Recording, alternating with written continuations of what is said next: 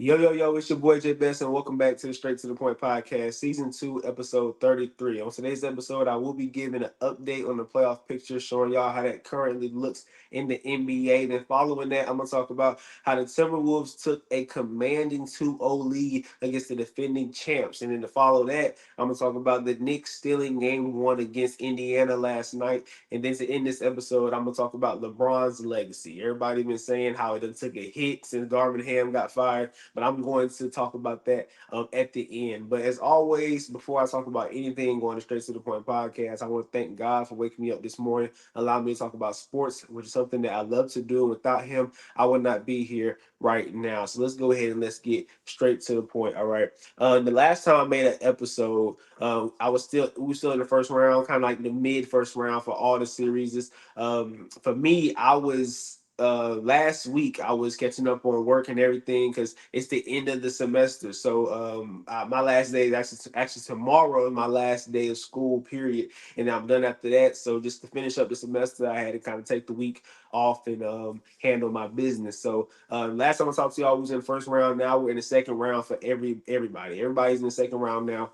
And just looking at the playoff picture as of right now, on the east side, all right, we got the Pacers and the Knicks. All right, this is a series I'm gonna talk about a little later.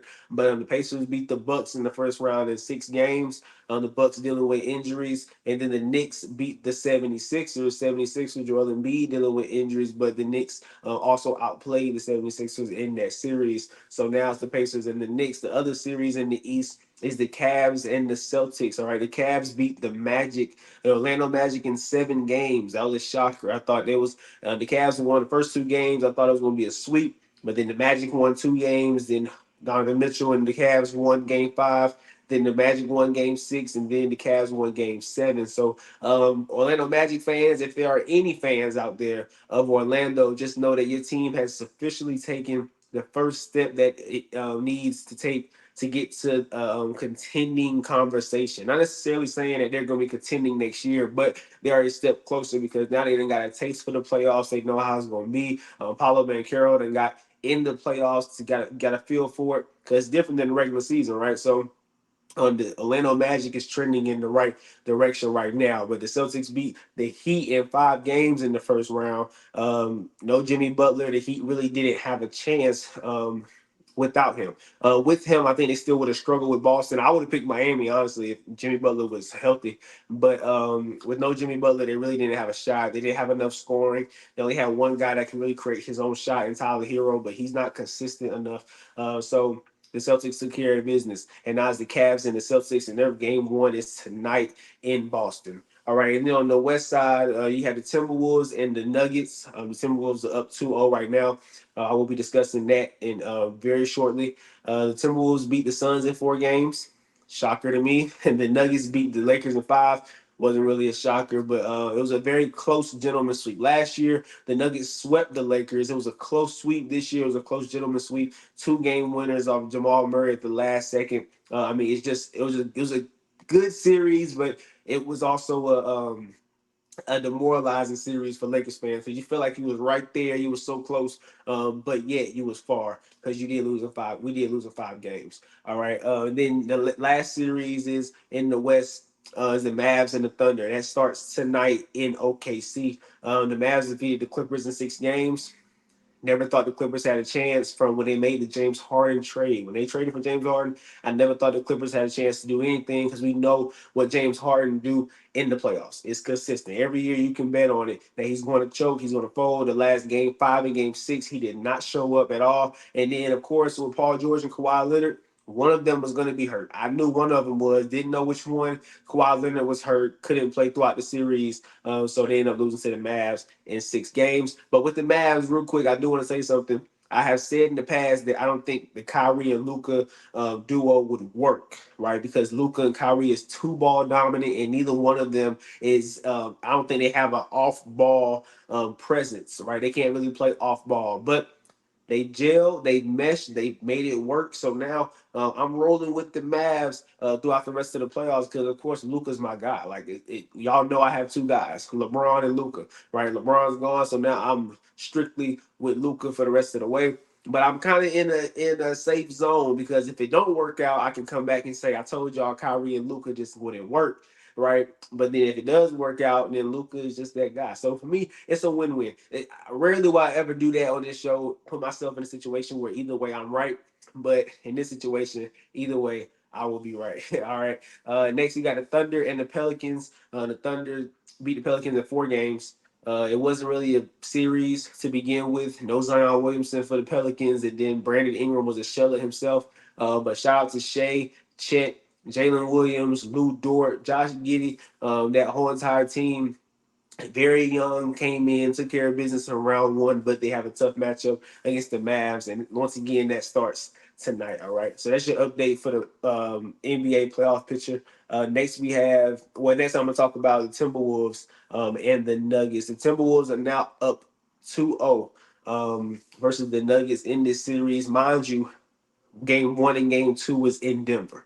So it's not like Minnesota won their 2 home games. Now they're going to Denver, right? Because you know the saying. The saying is a series doesn't start till the away team wins. Because the home team's supposed to win at home. They're supposed to, right? Because if every home team won, it would go 7 games. But whenever you win on the road and you go up 1-0, there's pressure on Denver now to win at home. Denver lost game 2. Now Denver has no more room for error because if Minnesota wins one more, they're up 3-0 or they're up 3-1, and 9 times out of 10 they're going to finish out this series. So Denver's in a tough spot. But I do want to talk about last night's game. Anthony Edwards and Karl Anthony Towns had 27. Both had 27 points. They both had 27. Cat had 27 and 12. All right. Last night, Jokic, right? He struggled the first game, right? Nikola Jokic, he struggled the first game.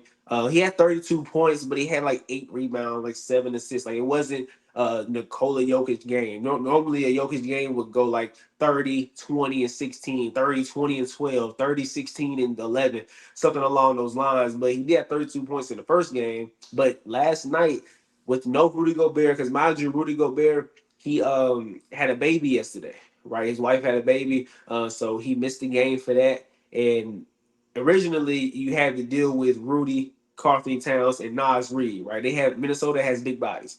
But with Rudy out, I was like, okay, Nikola gonna eat.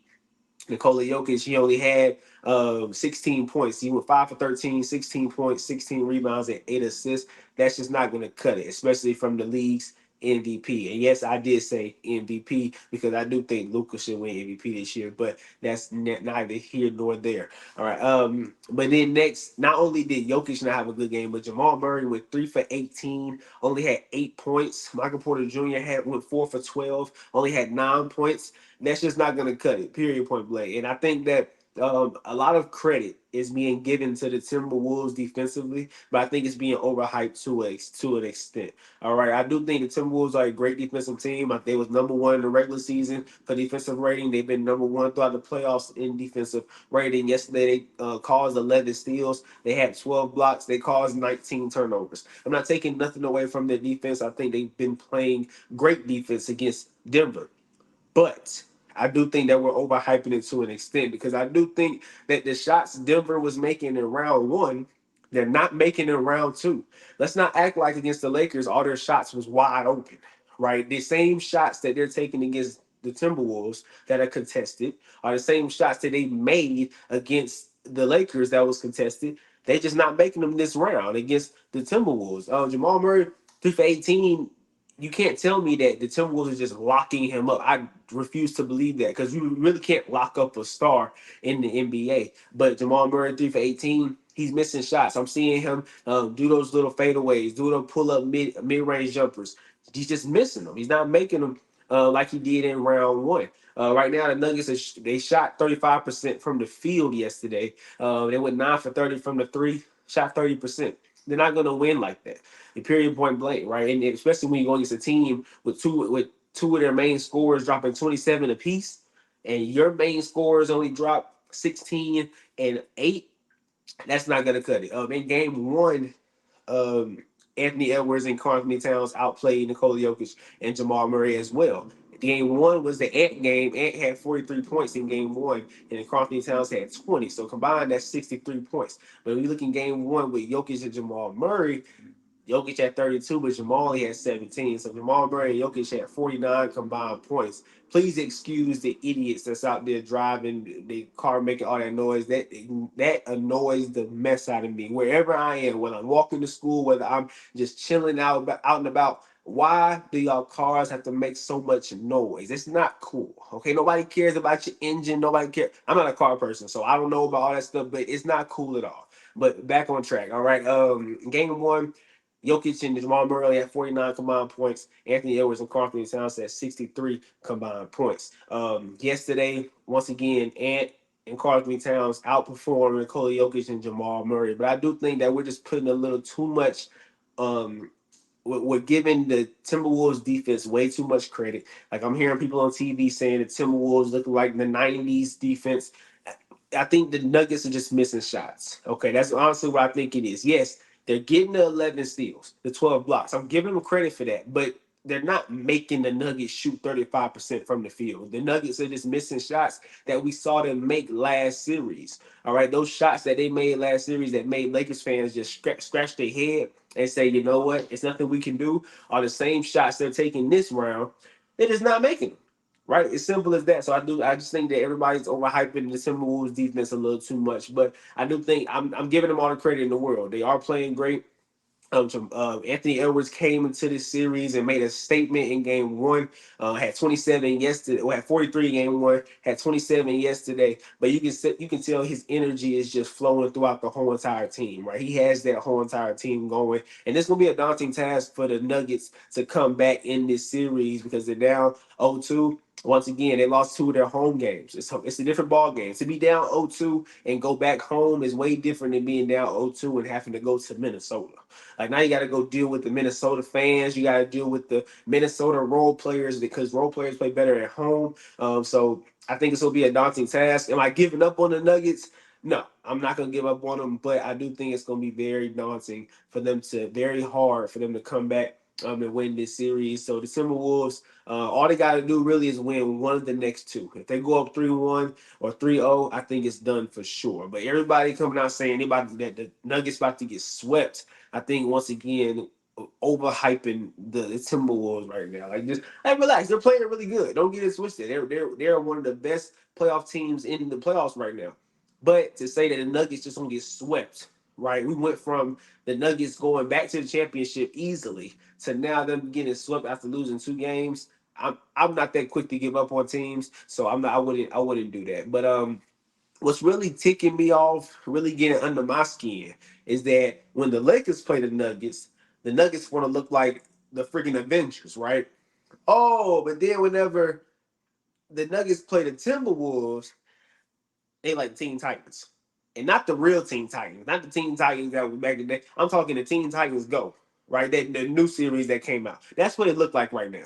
Like it really getting on my nerves. That Jamal Murray was making everything. Michael Porter Jr. was making everything. Jokic was making everything when they played the Lakers. Oh, but now you're gonna play the Timberwolves and you want to miss your shots. It's cool. I see how it is. That's how you play when you play the GOAT, right? You play the GOAT, you play up to GOAT status. Jamal Murray and Nikola Jokic did that. Michael Porter Jr., they did that. But now you playing the Timberwolves and you act like you don't know how to shoot basketball no more. Can't shoot a rock in the ocean right now. But it's okay. I see how it is. It's all good. But moving on next to the Knicks and the Pacers. The New York Knicks did steal game one against the Pacers. The Pacers, a lot of referee controversy. I'm gonna get to that in a minute. But Jalen Brunson had 43 points. Jalen going into this series, I knew Jalen Brunson was going to eat. Okay, because the Pacers don't play defense. The Pacers believe in okay, I'm gonna outscore you. I'm not gonna play defense, but I'm gonna just outscore you. All right. Me personally, I don't like what's approach. I don't like that approach because when you go against a guy like Jalen Brunson, he gonna give it to you regardless, right? And especially if you don't play defense. Like Jalen Brunson was eating against the 76ers, but he's really going to eat this series. He might just average 40 because the Pacers don't play defense. And then you got Josh Hart and Dante DiVincenzo had 49 combined points, right? That I think that's really where they lost the game. Like Brunson's going to get his. But when you let Josh Hart and Dante DiVincenzo have 49 combined points, that's going to be a problem. And I think Miles Turner came out, center for the Pacers came out and said we can't let the other guys perform like that if we're going to try and win this series. I 100% agree with what Miles Turner said. Miles Turner had 23 points. And my problem is Tyrese Halliburton. Tyrese Halliburton had 6 points, shot 6 shots, only made two, and had 8 assists.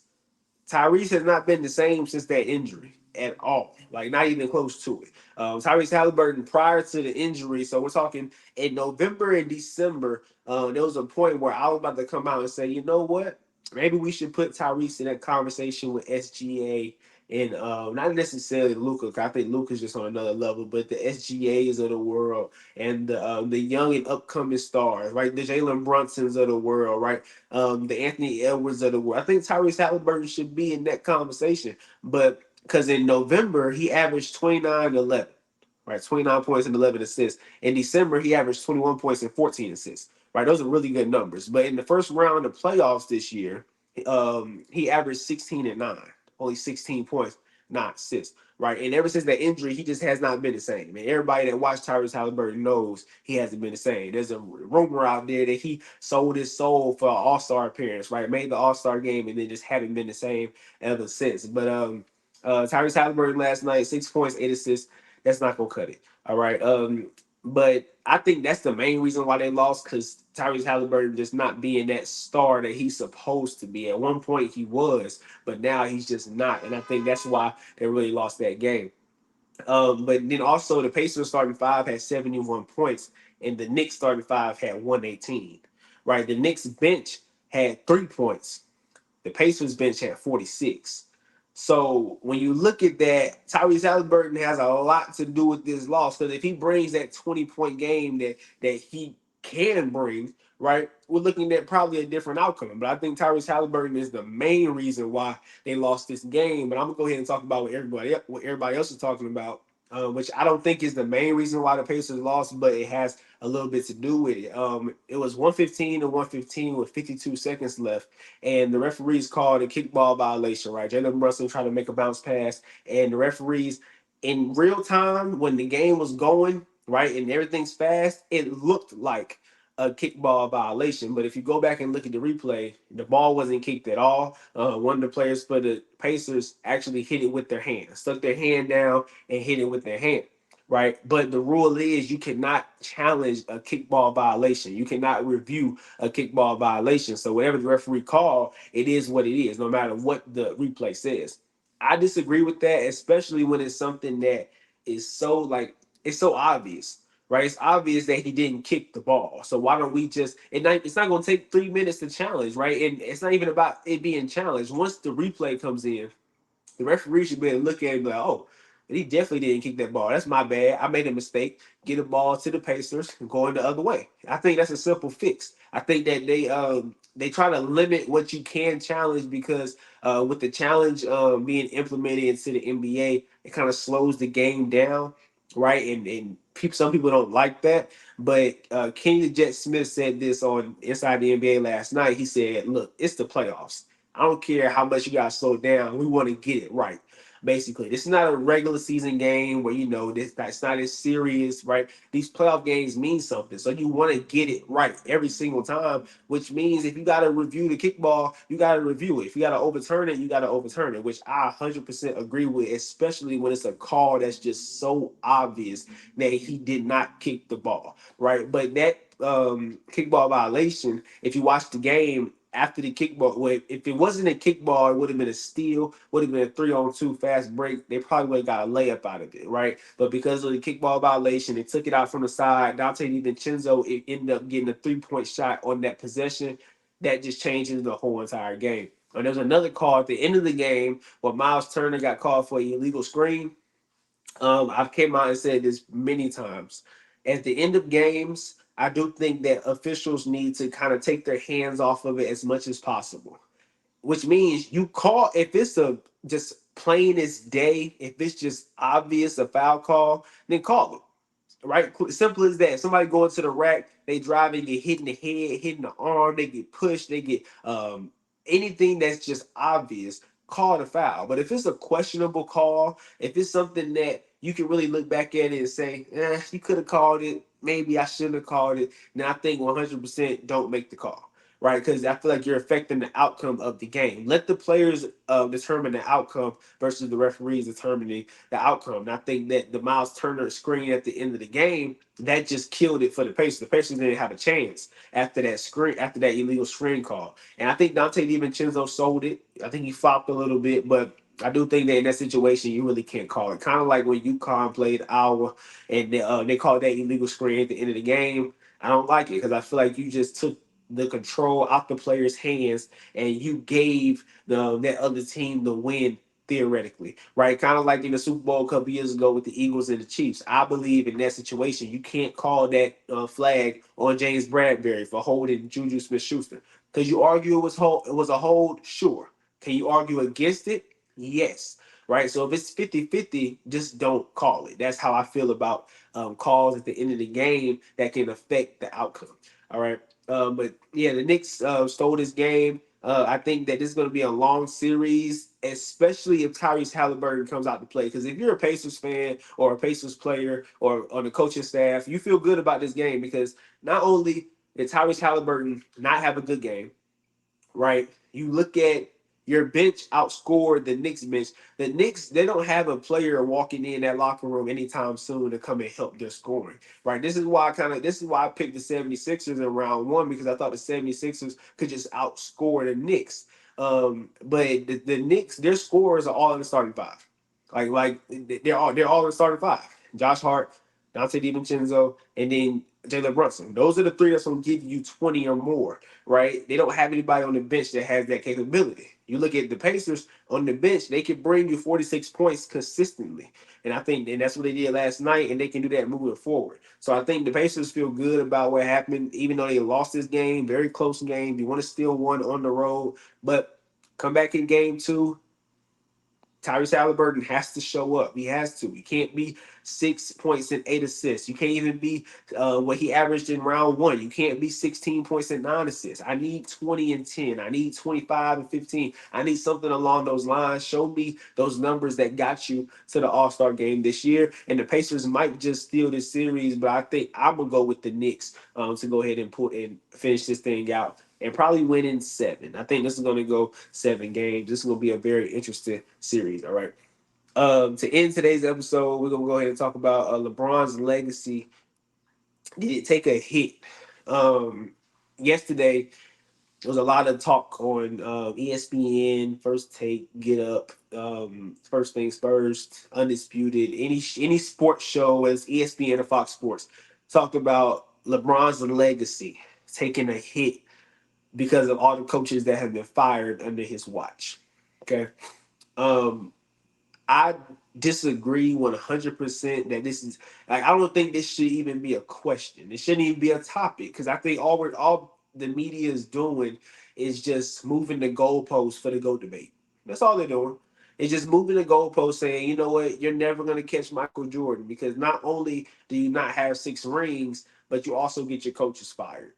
Like that's what it's come to now. We're just moving the goalposts back, which to me I just don't agree with. So before I talk about that, I do want to just say Darvin Ham went 90 and 74 in his 2 years in LA.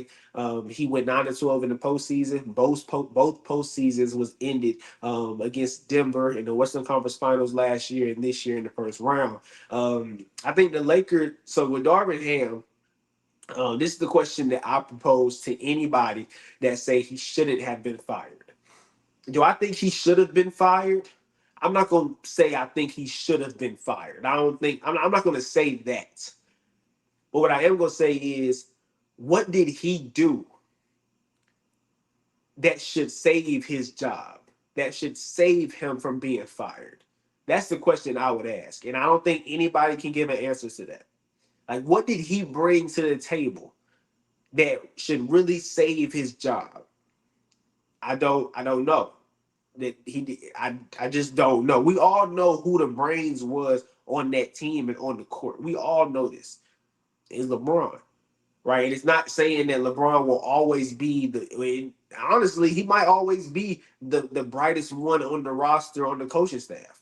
But it was like clearly a gap between Darvin Ham's coaching and LeBron's mindset in terms of in translation to his on court coaching, like him coaching his players up. There's even clips out where he took the clipboard in a timeout and drew a play, and the play worked. Like LeBron felt the need to have to do that because I don't think Darvin Ham is as good of a coach as people suggested. People are saying that I feel like if Eric Spoelstra got fired for Miami, right? We would all sit back like, why would they fire him? What he was a good coach. He did the best he could with what he had, and he with Darvin Ham, I feel like we're putting Darvin Ham in that same context. Like, why should Darvin Ham get fired? I don't think that should be a conversation. Darvin Ham got fired. He got fired. Like, it's not. They didn't lose somebody that was impacting the team's success. If that makes sense, right? I'm trying to word it the best I can. Darvin Ham to me did not have a big imprint on the Lakers' success. That's just me because I just don't see how. Not knocking him, not saying he's a terrible coach, but he's not a good coach either. He's a in the middle to me, right? I just don't see. And then players are frustrated with them. You heard Anthony Davis came out and said at some points of the game, it just seemed like we don't know what we're doing. Like all of that is a reflection of the coach. So I'm not saying that the whole series was on the coach. No, I think the Lakers ran into a better team in Denver. Both years, last year and this year, I think the Lakers just ran to a better team. But was Darvin Ham helping us? That's the question. Was he helping the Lakers more than he was hurting the Lakers? That's the question. And I think the answer to that question is he was not helping us more than he was hurting us because rotations and he didn't make any schematic adjustments. He just said, "Hey, I'll go out there and do what we originally said to do. Like we came in with a game plan, but I have no adjustment after that game plan." All right, that's my spiel on Darvin Ham. But I think that the Lakers went wrong when they did not hire Ty Lue. Remember when Frank Vogel? No, before Frank Vogel, right? When LeBron got to LA, Luke Walton was there. All right, Luke Walton got fired. Ty Lue was everybody wanted LeBron wanted Ty Lue to come to LA, but Jeannie Buss, she didn't want Ty Lue for some reason. She didn't want to pay Ty Lue, so she went and got Frank Vogel. Frank Vogel won a championship with LA, but I think that was more so the roster. Remember when the Lakers won a championship, it was LeBron, AD, it was Contavious Caldwell Pope, it was Alex Caruso, it was Dwight Howard, JaVale McGee. Now Dwight wasn't a great player, but his role was perfect off the bench. And I believe that either him or JaVale started. I want to say JaVale started. That's what I want to say. And Dwight came off the bench. Or it was the other way around. JaVale or Dwight started. But you had those guys. You had Danny Green. You had Avery Bradley. You had those players who were older, but there was perfect role players to go around LeBron and AD. And then, so I think that the Lakers went wrong with not hiring Ty Lue. The Lakers went wrong with when they lost KCP. They lost Alex Caruso. When they lost all these guys, when they got rid of them, like they chose to. And I think it was also because of that Russell Westbrook trade, we lost Kyle Kuzma, and I believe we lost KCP in that trade to Washington to get Russell Westbrook. So I do think that management made some decisions that kind of messed up the Lakers because if you would have kept that team, I think they would have been way better than they are. Like it was older, so of course, like the White JaVale and them wouldn't have been doing as much now as they did in 2020. But my point is, you got rid of key pieces like Contavious Caldwell Pope. You got rid of key pieces like Alex Caruso. So I believe that um, management messed up right there. Management messed up when they didn't hire Ty Lue. And I think that's why we're in the mess that we are in now. If we had Ty Lue, I highly doubt Ty Lue would have got fired after they won a championship in 2020. Because Frank Vogel, I think that was more of a roster thing. Because after the roster got changed a little bit, that's when the Lakers didn't go back to the championship. So that also reflects that I think Frank Vogel was the product of a great team versus the team was a product of Frank Vogel. All right. But I do want to list out because now the narrative is LeBron's getting all his coaches fired. I do want to give you a list of every coach LeBron has had in his whole entire career. And I want y'all to tell me when I name a good coach. Like, I want you, count on your fingers when I name these coaches, which coach is a really good coach. All right. His first coach when he got into the league was Paul Silas. All right. After Paul Silas coached Cleveland, got fired, he went to Charlotte, okay, from 2010 to 2012, right? Actually, no. He ended up coaching Charlotte later on in 2010 and 2012. Only coached 54 and 66 games. I don't know what happened, but he couldn't finish the season. I don't know what it was, but he only coached 54 games and 66 games in Charlotte from 2010 to 2012. All right, so Paul Silas, you never heard of him since he got fired from Cleveland. Brendan Malone was the next coach. He never got a head coaching job after he got fired from Cleveland. All right. Next was Mike Brown. Now, Mike Brown, he went to the finals with LeBron. Remember, they got swept by the Spurs. LeBron won 2 MVPs under Mike Brown. But let's look at Mike Brown after Cleveland, because he got fired the same offseason that LeBron left and went to Miami. After Mike Brown left Cleveland, Mike Brown went to LA from 2011 to 2013. Then went to Cleveland from 2013 to 2014. Then went to the Warriors and became an assistant coach for like 6 years, 6 years probably, 7 years whenever they won the championships. Now he's in Sacramento for the past 2 years. So Mike Brown was bouncing around too after he left LeBron. All right. Next, you got Eric Spoelstra. Great coach. Amazing coach. I come up here and talk about him all the time. My favorite coach in the NBA. LeBron won 2 championships with him. Next, when LeBron went to Cleveland, because this was in Miami with Eric Spoelstra, LeBron went back to Cleveland with David Blatt. And David Blatt, once again, got fired under LeBron, never had a job after, never had a coaching job after Cleveland. Never heard of him after that. Tyronn Lue came into Cleveland, they won a championship. LeBron left Cleveland because Kyrie had left Cleveland. Cleveland just wasn't the same roster-wise. He had to leave. He goes to LA. All right, Luke Walton had a losing record every single year he coached in LA. Then he went to Sacramento after he got fired in LA and had 2 losing seasons. They got fired again.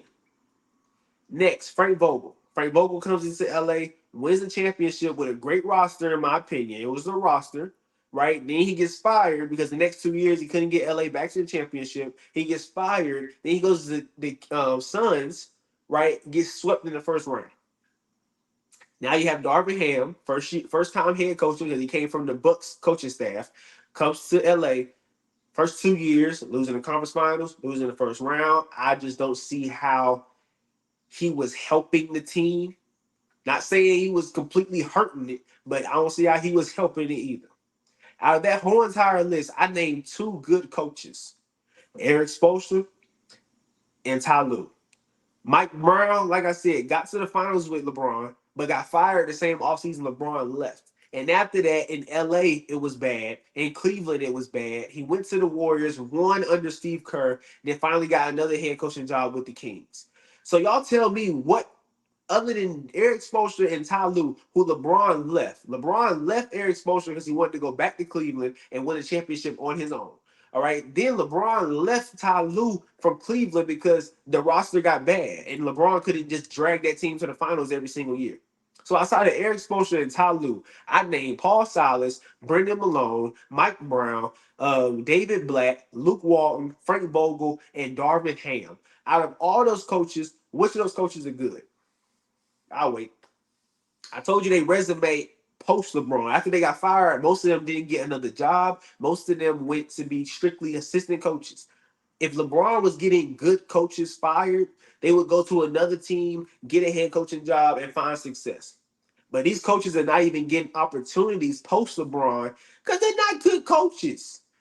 So to sit here and say LeBron's legacy's taking a hit because he's getting these coaches fired, no, these coaches are getting themselves fired because these coaches are just not that good.